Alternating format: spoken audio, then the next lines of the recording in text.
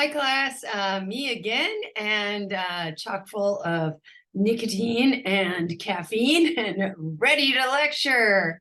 Today we're talking about Module 6, and that is about learning theory and contingency management and how it relates to substance use. So without further ado, let's share. And that needs to go. Oh, okay, there we go. So module 6. Okay. In module 6, we're going to characterize the basic tenets of learning theory. And so this theoretical basis it applies to many things, but also substance use. Then we'll relate learning theory to the addiction processes, and then we'll apply learning theory using examples of contingency management. In this video, I'm going to talk about objectives 1 and 2. So my first objective is to characterize the basic tenets of learning theory. So let's just learn about the theory. Excuse me. Whoa. All right, learning theory contends that most or all behavior is learned. Even things like drug use, it's not seen as instinctive or some basic property of the brain that you're born with or anything like that. Learning theory does not see behaviors as good or bad.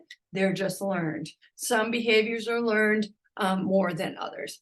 And as such, there are certain laws that govern the starting of a behavior, the stopping of a behavior, and how a behavior is maintained or becomes a habit.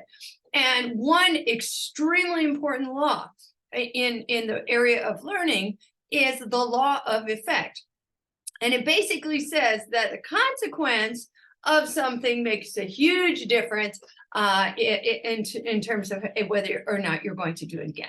So the law of effect is if you do something good and the consequences are good. So let's say I do jumping jacks and then I get to eat a piece of cake. The consequences are good. I'm going to tend to do jumping jacks again.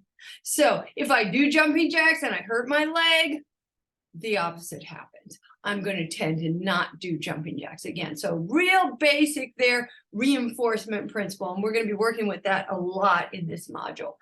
So the idea there is that behavior can be changed. If you change the consequences behind a behavior, then the behavior, of course, will change. So if we start to reward a behavior, or reinforce a behavior, it will increase. If we start to have bad consequences or what we call punishment, the behavior will correspondingly decrease. Okay.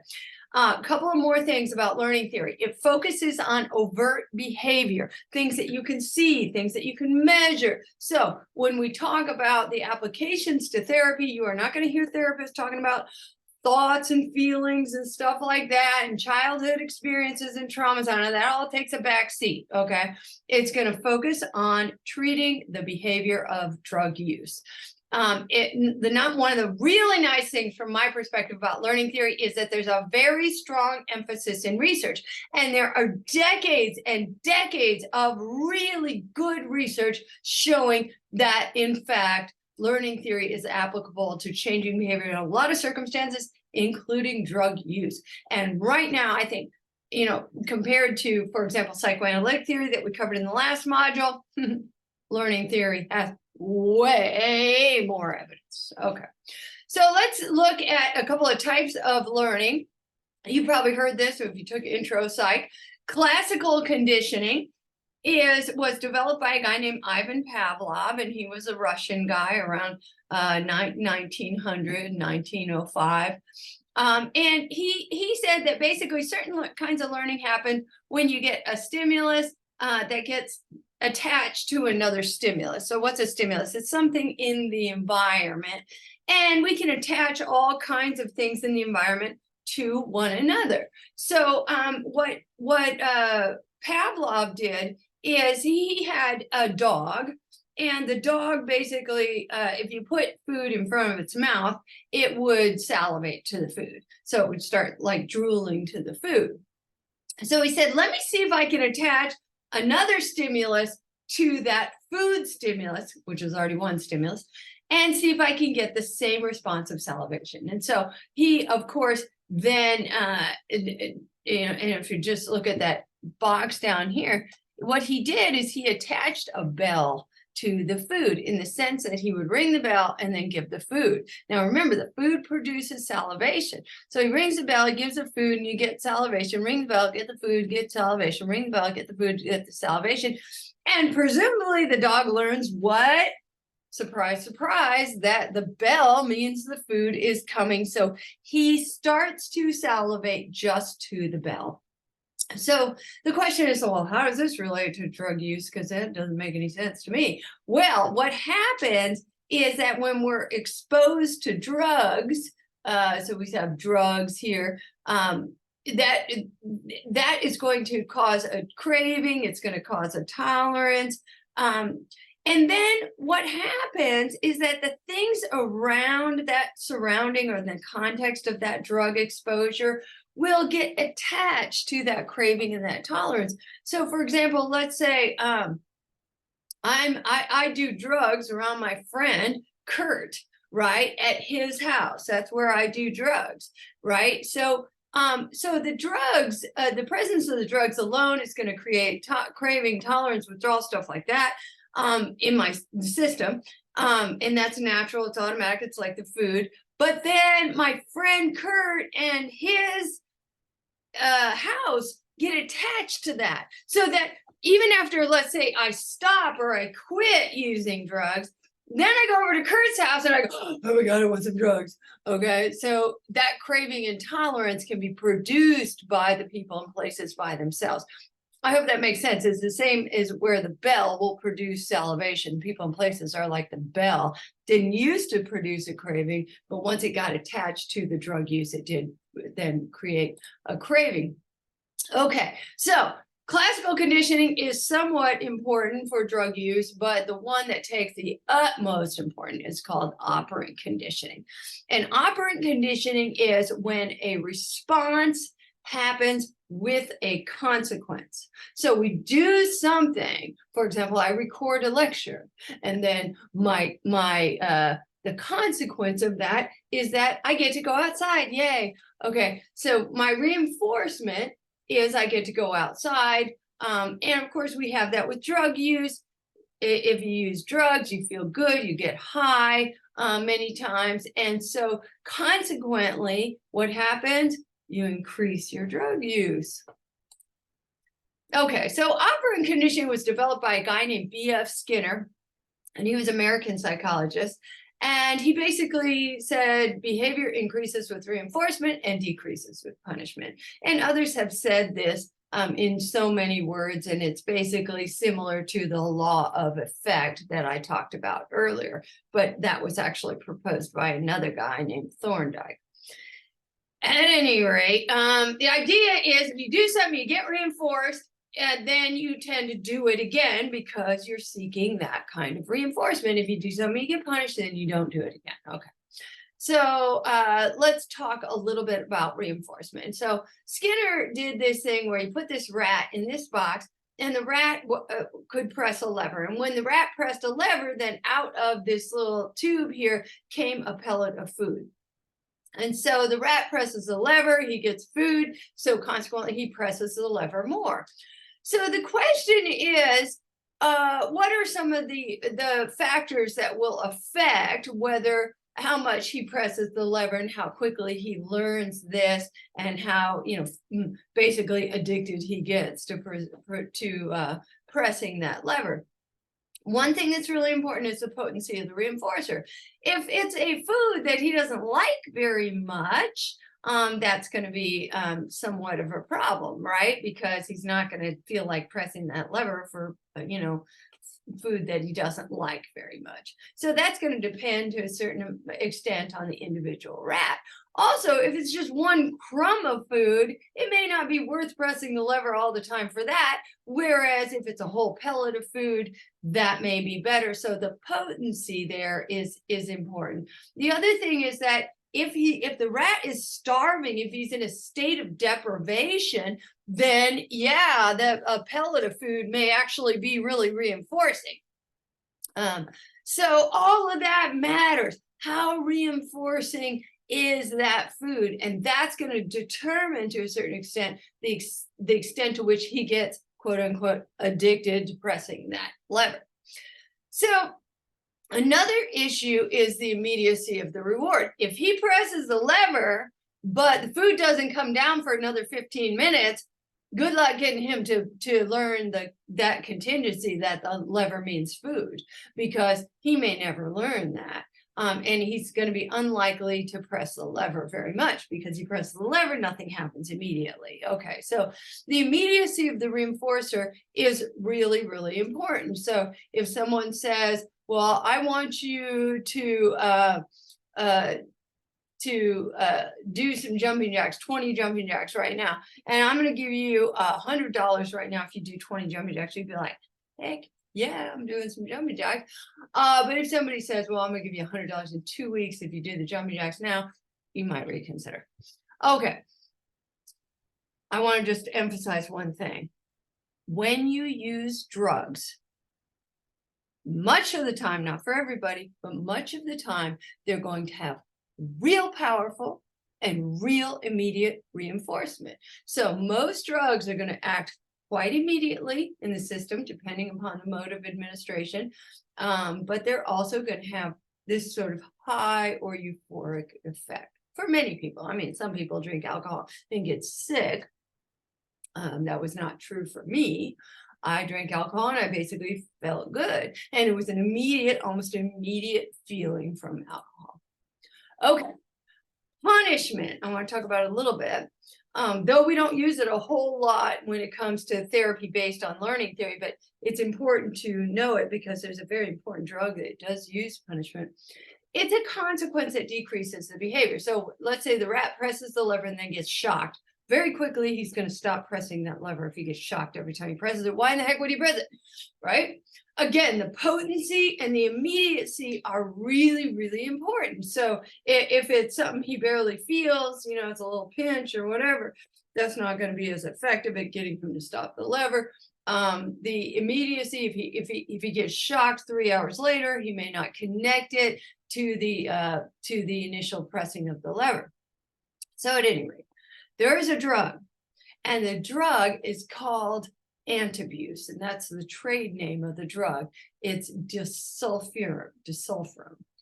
And what happens when you take it, if you take it regularly, and this is for people with alcohol use disorder, they take it regularly, and then if they drink alcohol, any alcohol, they will get a really sick feeling. It messes with your metabolism of alcohol, and you get a really, really sick feeling. So drink alcohol, get sick, be less likely to drink alcohol in the future. Now, antabuse is effective as long as you stay on it. But of course, a lot of people say, well, I'm going to go out and party tonight, and I'm not going to take my antabuse. That's the problem with antabuse. Anyway, okay, I want to talk about a couple of other things. There are positive and negative versions of reinforcement and punishment. Okay, so let's start over here with positive reinforcement. Okay, so this dog just took a dump on the carpet. So I do not know why you would positively reinforce this dog for taking a dump on the carpet, but that's what dude is doing. He's giving the dog a treat for taking a dump on the carpet. What's the dog gonna do again? Gonna doo-doo on the carpet. Okay, because the dog's getting a treat for it. He's like, yeah, this is the right behavior. Okay, all right, so down here, negative reinforcement. Oh, by the way, I want to emphasize to you that positive means he has given him something. He's giving him that treat. The addition of the treat there is the positive reinforcement. Okay, so in this case, you can see the dog is also very happy compared to on the other side. The dog has taken a dump, and the dog was on a leash. Okay, notice up here he's on a leash, but now the owner has taken away the dog's leash. Well, the dog loves running free, so when he takes away the leash, that's like, yay! So the dog takes a dump on the carpet, the owner takes away the leash, and now the dog can run free. Again, the dog is being rewarded or reinforced, but the difference is he is taking away something rather than giving it in the case of positive reinforcement. Taking away the leash, it makes the dog happy and makes the dog poop on the carpet more. Okay. Punishment. Let's look at the punishment side. Now remember, reinforcement is going to always increase the behavior. He's going to poop on the carpet more on the reinforcement side. On the punishment side, he's going to poop on the carpet less. Here's what happens. In positive punishment, remember that he's going to get something. Something is going to be given to him. So he's going to get a smack in the face. So the dog here gets smacked and he gets something, and that's going to make him poop on the carpet less, not more, because it's punishment. Here, he gets something taken away. His favorite rug is being taken away, so he's very sad, and that will make him, again, poop on the rug less. Well, he won't even have a rug to poop on, but maybe he'll poop on the floor less. Again, something is taken away if it's negative. So we have positive and negative reinforcement, and we have positive and negative punishment. Let's look at some examples from alcohol use. So, for example, positive reinforcement and negative reinforcement, remember, are going to increase drinking. So here's when you give something, it's positive reinforcement. So you drink, that's the behavior. The consequences that you get high, you get a good feeling, a euphoric feeling. Euphoria means, a good, pleasant feeling. So you get high. Negative reinforcement, remember, something's going to be taken away here. This is when, for example, you have withdrawal symptoms from alcohol. So you're feeling shaky, you're feeling anxious, you're feeling intense because you're a regular heavy drinker. And then almost immediately after taking a sip of alcohol, you feel better. What has happened there? You have taken away the sickness. So taking away, so you drink alcohol and the sickness goes away. Something has gone away. That's negative reinforcement. Okay. Punishment will tend to decrease behavior on this side of the board. And let's look at positive punishment. If you drink alcohol, as some people do because they don't metabolize alcohol well, that's genetically mediated, and we have certain cultures that don't metabolize alcohol very well. For example, in many Asian cultures, you see this, that the person will get flushed, they'll get a real intense feeling, they'll get a sick feeling, nauseous. Some people also get depressed when they drink. If you get that, you are getting something that makes you do alcohol less, not more. Those people are unlikely. People who get sick from drinking alcohol, unlikely to have alcohol use disorder because it's pretty effective getting that punishment.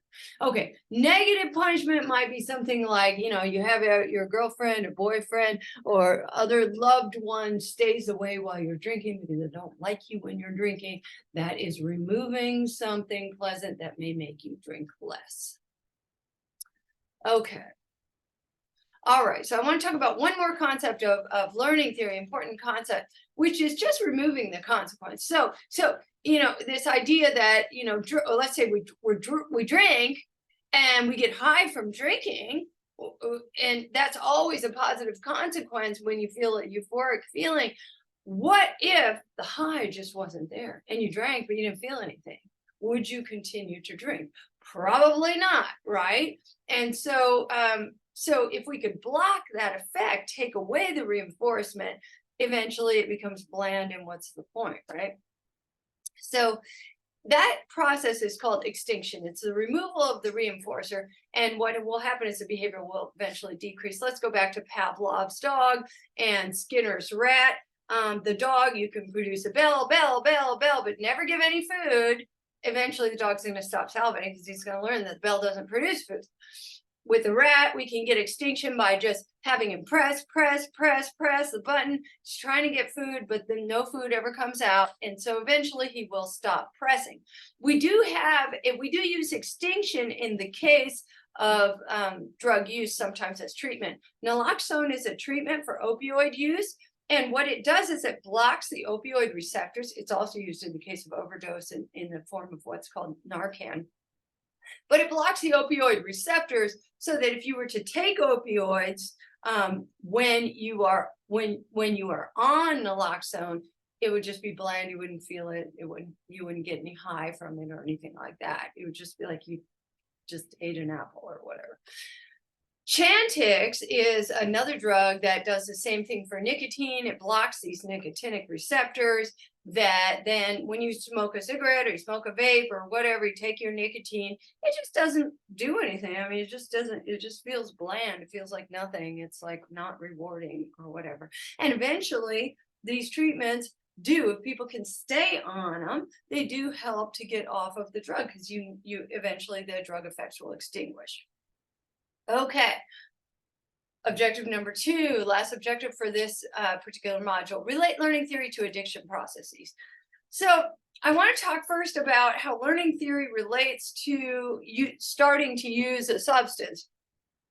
So 3 key factors. One is availability. And here I'm showing you this weed store to show you that certain drugs are like heck more available than others, right? And so availability is a huge thing. Well, you should not be surprised by that, right? I mean, the more available a drug is, the more you're going to be able to take it, duh, right? Second, little to low potency reinforcement for alternative behaviors. You're sitting around, you're a student, you're just like, I don't feel much reinforcement for studying. I don't get big pats on the back from my parents, or I'm not getting good grades. I don't feel good when I'm studying. I don't really want to go to work. I don't get paid much, blah, blah, blah, blah. You don't have a lot of reward in life from other things. And remember, drugs are powerfully rewarding. They're immediate rewards.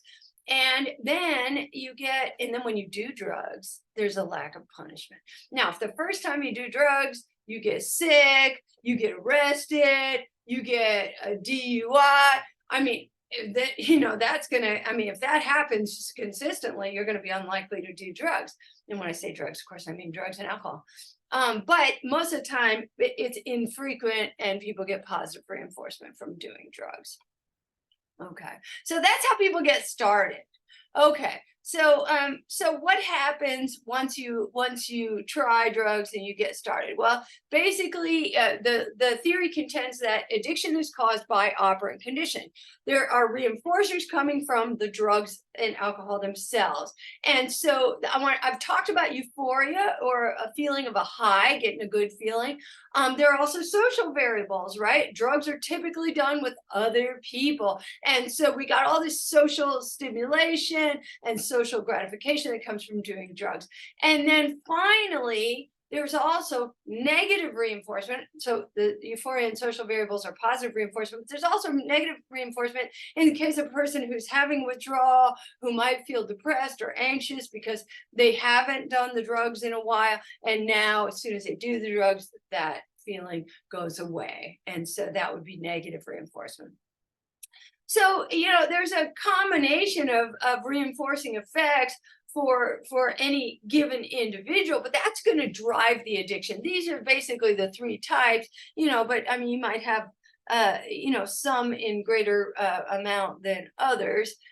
Many people who are addicted to drugs don't have any withdrawal because they never let themselves get to that withdrawal. Also, remember, some drugs don't produce a huge withdrawal. We can see a lot of withdrawal with cocaine and heroin. We don't see a lot of withdrawal from marijuana because it stays in the system for a long time and it kind of gets out of the system very slowly, even once you stop using. So, depending upon the drug and stuff, we get a different profile there. But at any rate, suffice it to say that drugs are potent and immediate reinforcers, better than most of the reinforcers we get in life. So I want to just, and I've kind of given you a preview of this. Addiction is not dependent in this theory. Addiction is not dependent on physical dependence. You don't have to have those physical effects of tolerance and withdrawal and things like that. As I was saying before, withdrawal is a potent reinforcer for some, the relief from withdrawal. You take a drug and that makes you feel better or feel normal, but it's not always present. And it's not always the most potent reinforcer. So, this can really help us understand addiction to other things. For example, like gambling, like social media, like marijuana, where we don't have these withdrawal symptoms, and or we may not have, extreme tolerance symptoms as well. We used to call that, psychological dependence, and there's no need to revert to that here. We just say that the drug produces reinforcing effects, and so therefore it will become entrenched in the person's life. I want to emphasize to you that there's no stigma here. It basically says that drugs are just a powerful reinforcer. Anything that is a powerful reinforcer is going to produce increased behavior and a kind of addiction like that. Okay, so quitting and punishment. Will punishment help you quit? Because a lot of people feel punishing effects of doing drugs, right? So, for example, they may feel hangovers, right? Remember that hangover, falling down, or mainly pain the next day. So that's not an immediate reinforcer. You're going to get, or excuse me, immediate punishment. But you're also going to get maybe gradual loss of family and friends, or lack of trust, or your girlfriend gets in fights with you, or your boyfriend, or your non-binary friend gets in fights with you. But again, these are not like right when you drink or right when you do drugs. We need to have that kind of immediate. Also, a lot of times they're low potency or low intensity kinds of punishments. So quitting is less likely in that case. If you get in a situation, and some people who are addicted to drugs do get in this situation, where when they take drugs, they start getting immediate, frequent, and intense effects. For example, they have liver disease and they may feel ill when they ingest the drugs, and they get that every single time, and it's pretty intense. Yeah, that's gonna make them more likely to quit. If you get a DUI offense over and over and over again, if you get your license revoked immediately, if you get a prison sentence, and this stuff is just coming back to back to back, yeah, it's intense, it's immediate, it's frequent, then you're more likely to quit. But for the most part, punishment doesn't work very well, because most of the time you're just going to get high, right? Okay. So what about relapse? Relapse is basically considered to be pretty likely because of, again, these principles of learning theory. So let's take the substance in this graph versus the more acceptable reinforcers in our lives. For example, close relationships, career success, stuff like that, going to school. Is the substance widely available? Yeah. It is, right? I mean, if it's nicotine, if it's alcohol, if it's marijuana, yeah, and a lot of other substances widely available too. Are there, is it immediate? When does the reward occur? Well, it occurs immediately. You get high right away. Does it reliably produce rewards? Oh yeah, these substances are pretty good at making you feel good just about every time, right? Okay, now let's take something like a close relationship. Is it widely available? Not for a lot of people, right? It may be hard to find, right? When does the reward occur? It may take some time to build trust, and maybe some work before you get that gratification of the close relationship, right? And so it might be delayed. Does it reliably produce rewards? Well, sometimes you get into arguments, and then it produces punishments. So try to find me some rewards that equal that of drugs. And if I have formerly been addicted and now I've gone off, I'm supposed to rely on this stuff for my rewards when I'm used to this situation?